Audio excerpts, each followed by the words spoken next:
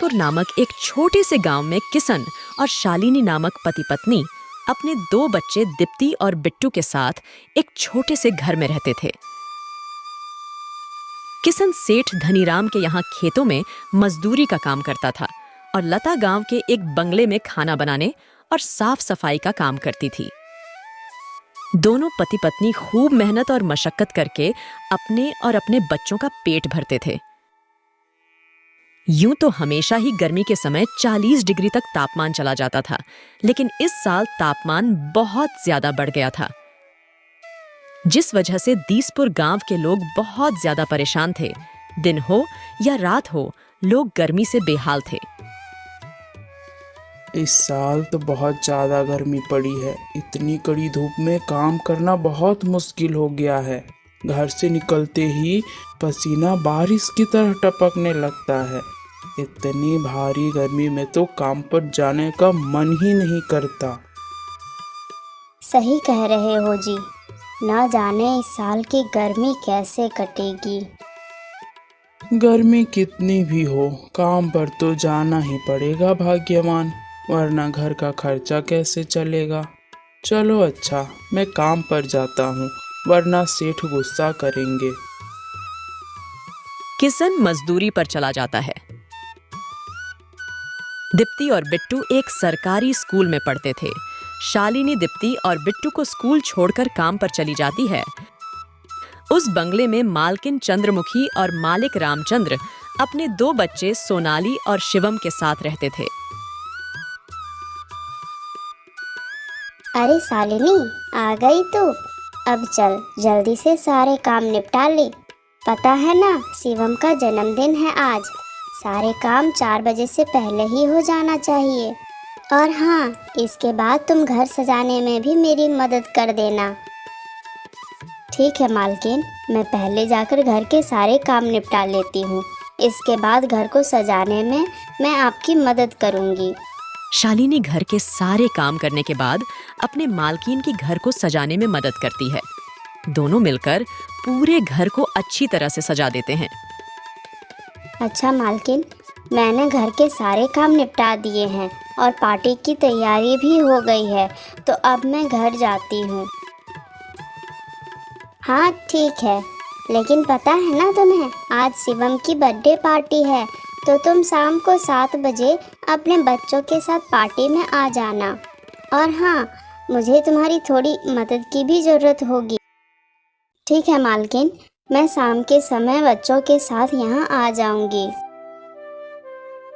ऐसा कहकर शालिनी घर चली जाती है और दोनों बच्चों को तैयार करके शाम को 7 बजे पार्टी में आ जाती है। पार्टी बहुत ही शानदार होती है। शालिनी के बच्चे इतना बड़ा घर देखकर कहते हैं, अरे यह घर कितना बड़ा है और कितना सुंदर है। बाहर कितनी गर्मी है, फिर भी इनके घर के अंदर कितना ठंड है। दीप्ति की बातें शिवम सुन लेता है और वह उनसे कहता है, अरे यह घर ठंडा इसलिए लग रहा है क्योंकि हमारे घर में हर कमरे में एसी लगा हुआ है। ओह, मतलब कि एसी लगाने से घर बहुत ठंडा हो जाता है।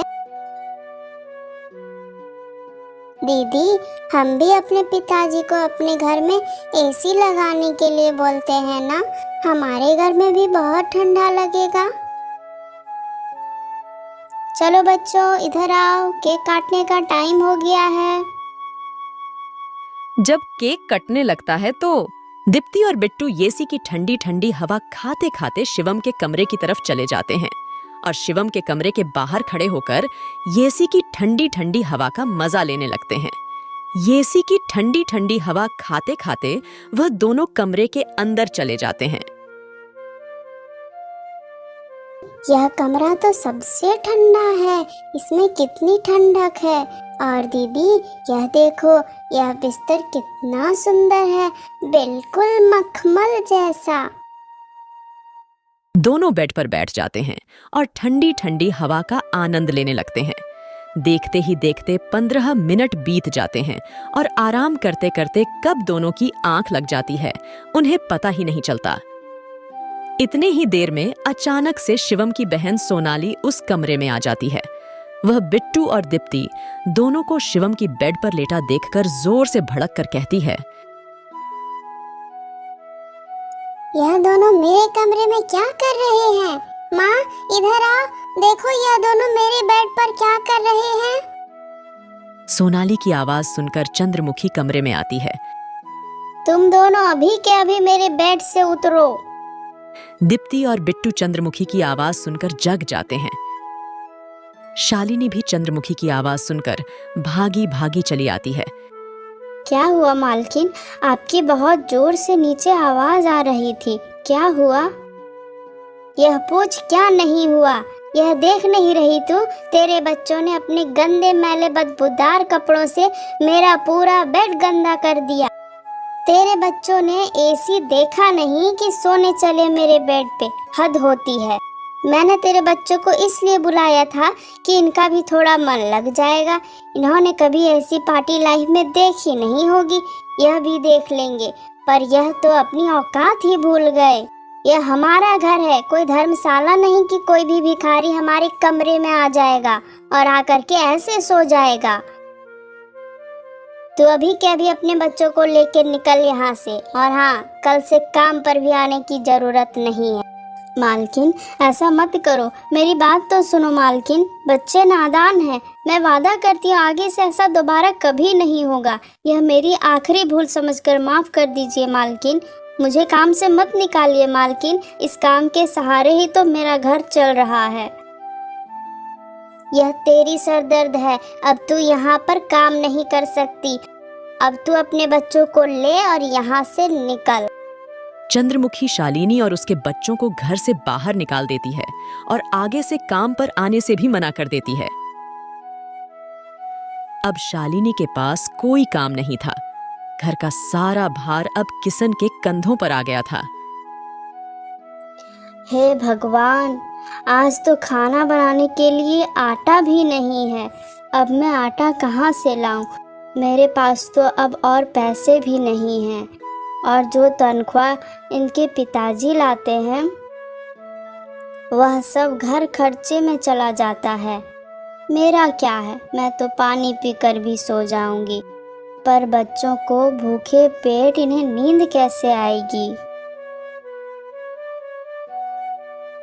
आ गए आप? घर में राशन खत्म हो गया है, आज खाने में कुछ नहीं बना है। कोई बात नहीं भाग्यवान, खाना आज मैं अपने साथ लेकर आया हूँ। सेठ जी के यहाँ पर आज दावत थी, तो उन्होंने कुछ खाना बच्चों के लिए भी भिजवा दिया है। इस तरह उस रात तो वह सभी खाना खाकर सो जाते हैं। अगली सुबह शालिनी फिर से अपनी मालकिन चंद्रमुखी के घर जाती है और उससे थोड़े पैसे उधार मांगती है। मालकिन, मेरे घर में खाने के लिए एक अनाज का दाना भी नहीं है। कृपया आप मुझे थोड़े से पैसे उधार दे दीजिए मालकिन। तुझे देने के लिए मेरे पास कोई पैसे वैसे नहीं है। मैंने तुम्हें पहले ही काम से निकाल दिया था, फिर तेरी यहाँ आने की हिम्मत कैसे हुई? जा निकल यहाँ से, और आइंदा यहाँ पर अपनी शकल मत दिखाना। चंद्रमुखी की कड़वी बातें सुनकर शालिनी घर वापस जाने लगती है।